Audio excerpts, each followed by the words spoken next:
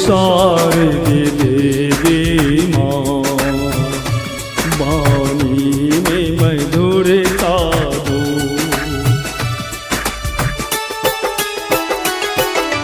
हे शारदे देवी माँ, वाणी में मधुरता दो।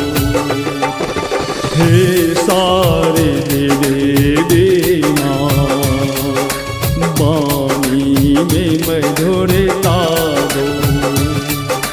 हम गीत सुनाते हैं, संगीत की शिक्षा दो।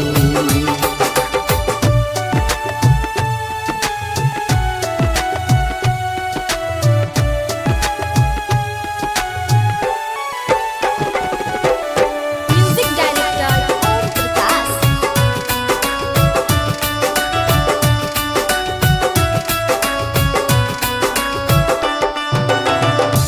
सरगम का ज्ञान नहीं, नैल का ठिकाना है।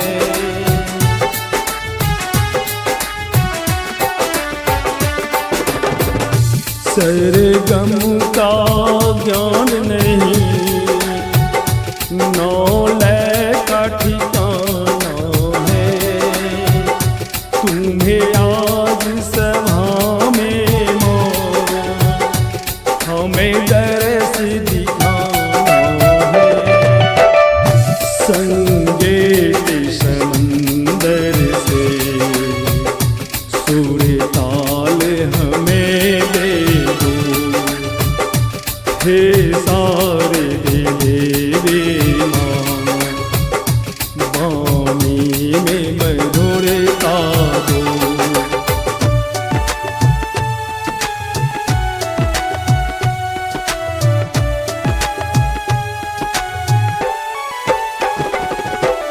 Music director Om Prakash.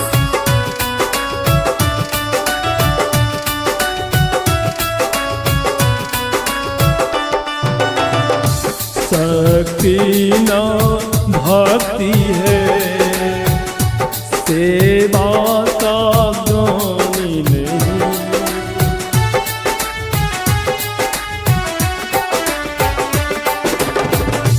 शक्ति न भक्ति है, सेवा का ज्ञानी नहीं। तुम्हें आज सुनाने को कोई सुंदर गानी नहीं।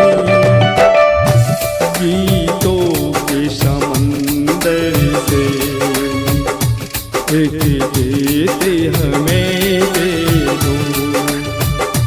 हे शारदे देवी माँ, वाणी में मधुरता दो।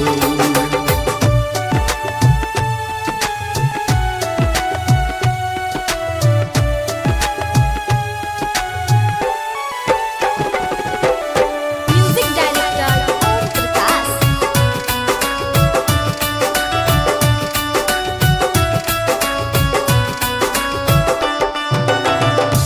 अज्ञान ग्रसित होकर क्या गीत सुनाऊं मैं।